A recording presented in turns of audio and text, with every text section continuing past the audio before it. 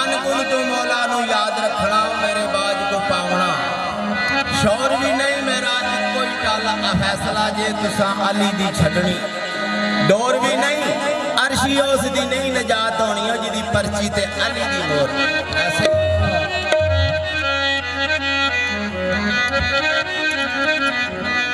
चिट्टा फुल कनेर दा होवे पावे कदे चंबे दी कली नहीं हो सकदा चिट्टा फुल कनेर दा होवे पावे कदे चंबे दी कली नहीं हो सकदा तुमा खंड दे विच रुला दईए कदे मिश्री दी गली नहीं हो सकदा बिना नबी ते अली दी नजर बाजू कोई गोस ते वली नहीं हो सकदा पावे जिड्डे तू जिड्डा शाहजोर होवे सो अली दी अली नहीं हो सकदा फिर क्या है मारो नारा या अली दा या अली दा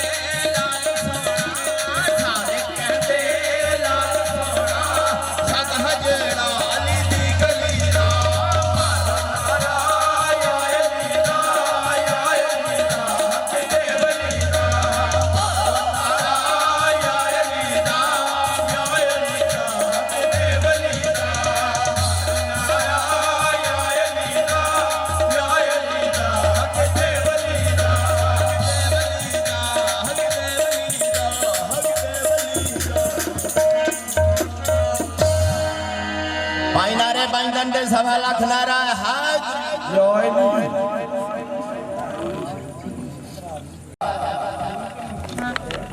जिस टाइम जगह हैबर फतेह की थी,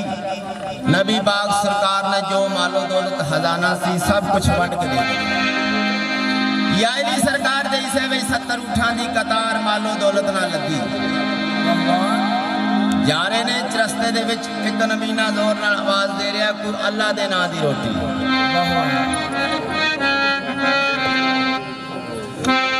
फरमाया कमर गुलाम जल्दी नाल इस नबीने नूं रोटी दे दे। फरमाया यानी सरकार 70 उठां दी कतार है मालो दौलत नाल लदी है पता नहीं केड़े कचलावे दस्तरखान है आख्या जे ए गल है ते 70 उठां दी कतार ही दे दे। जिस टाइम 70 उठां दी कतार दी रस्सी पकड़ाई ना वो नबीने दे हाथ विच वो कहंदा यार मैं रोटी मंगी है तो मनु इन्हां रस्सी दे दी मेरे नाम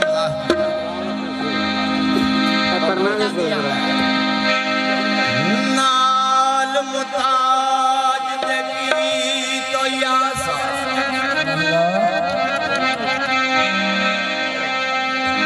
नाल मुताज दकी तो यासा मेरी वेह बे